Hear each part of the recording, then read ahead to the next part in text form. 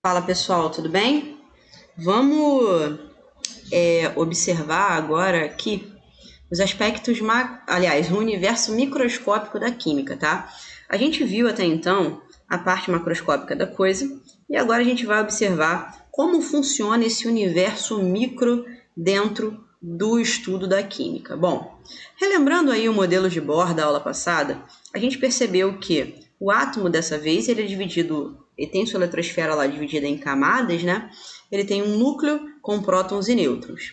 E a gente viu mais ainda, vimos também que a energia ela vai crescer do núcleo para fora. E aí a gente observou que dentro de Summerfield a gente teria a divisão dos elétrons, do átomo em camadas e subcamadas. A gente não pode esquecer do seguinte, a gente não pode esquecer que todas essas partículas que eu tenho colocado agora dentro aqui do meu átomo são as chamadas partículas subatômicas. E é isso que a gente vai dar uma estudada agora. As partículas subatômicas, elas têm uma relação com o átomo que vai ser a seguinte para a gente. Ó. Primeiro, eu tenho um núcleo que tem lá a divisão deles em prótons e nêutrons, então os prótons são positivos, os nêutrons são neutros, né, carga zero, e na eletrosfera eu tenho os elétrons que têm carga negativa. Show de bola! Bom, algumas notações são bem importantes de você saber na hora de resolver questões desse tipo. Então as notações que a gente precisa saber são as seguintes, ó. PENA. Então, o P, sempre quando eu quiser representar prótons, o E com esse tracinho em cima, sempre quando eu quiser representar elétrons, o N é o número de nêutrons e o A é a massa, tá? Lembrando do seguinte, um aspecto importante de você saber a respeito de prótons é que ele significa a mesma coisa que Z, e Z é número atômico, tá legal? Então, P e Z significam a mesma coisa na prática. E no estado fundamental, a gente tem o seguinte acontecendo. E a coisa importante que a gente precisa saber a respeito aí do estado fundamental é a seguinte. Sempre no estado fundamental, gente, o número de prótons é igual ao número de elétrons. O número de prótons é igual ao número de elétrons, tá? Então isso é bem importante de você saber. Como é que funciona o cálculo de massa de um átomo? Bom, para a gente calcular a massa desse átomo, a gente precisa calcular o somatório do número de prótons com o número de nêutrons. A gente vai excluir os elétrons dessa conta, porque os elétrons eles têm uma massa desprezível, tá? Eles são muito, muito, muito pequenos. Então, é interessante para a gente próton mais nêutron. E quando estiver fora do estado fundamental? Bom, quando estiver fora do estado fundamental, a gente vai trabalhar com o que a gente chama de íons, tá? E os íons, eles podem ser espécies carregadas positivamente ou negativamente. Sendo que, quando essas espécies estão carregadas positivamente, a gente tem uma carga do tipo positiva. E quando elas estão carregadas negativamente, a gente tem uma carga do tipo negativo. A carga positiva ela vai ser chamada de cátion, e a carga negativa vai ser chamada de ânion, tá? Lembrando que o cátion perde elétron e o ânion ganha elétron.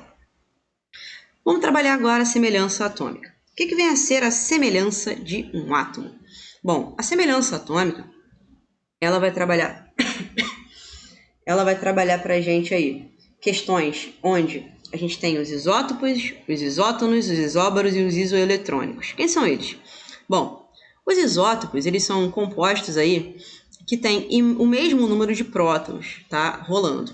Os isótonos têm o mesmo número de nêutrons, os isóbaros o mesmo número de massa e os isoeletrônicos terão aí o mesmo número de elétrons. Como é que a gente vai verificar isso daí? Repara que o nitrogênio, 2 nitrogênios aqui com o mesmo número de prótons, o bromo e o criptônio, né? A gente tem aí 2 compostos com o mesmo número de nêutrons, que vai valer 45, só reduzir um do outro. Os isóbaros aqui com a mesma massa, e os isoeletrônicos, cloro e argônio. Repara que o cloro ele tem uma carga. E a gente acabou de verificar aqui atrás que carga negativa é quando ele ganha elétron. Então, voltando a ele, a gente vai ter o seguinte. Carga negativa para o cloro, uma apenas, então ele está ganhando um elétron, ficando com 18. e o argônio no estado fundamental, com seu número de prótons igual ao número de elétrons, que também vale 18, tá bom? Então, galera, dito isso, vamos resolver essa questãozinha da UERJ, que tá para vocês na apostila, na página 13, a questão de número 7, tá? Essa questão, ela vai falar o seguinte pra gente, ó. A análise da classificação periódica dos elementos permite ao estudante fazer analogias entre átomos, íons e moléculas. Considere as seguintes espécies químicas. Então, dentre as espécies, ele quer saber quais são os íons isoeletrônicos. Bom, o que são íons? São espécies carregadas. Então, dentre o NH4, o O2, o O-2 e o Cl-, ele quer saber quais deles possuem a mesma quantidade de elétrons. Bom, NH4+, O2 e Cl-. Para a gente verificar isso, a gente precisa do número de prótons de cada um. Então, o oxigênio tem 8, o cloro tem 17, o hidrogênio tem 1 e o nitrogênio tem 7. Então, o oxigênio, como tem 8 ganhando 2, ficou com 10. O cloro, como tem 17 ganhou 1, ficou com 18. Mas no caso do NH4, a gente vai ter o seguinte acontecendo. A gente precisa somar o número de prótons de todos eles. Então, a gente vai ter aqui 11 elétrons. Como ele perde 1, 10. Então, por isso, para a gente, a melhor resposta é NH4+, e O-2.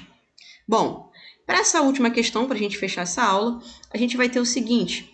Ele está dizendo aqui que o oxigênio é encontrado na natureza sob essas formas, tá?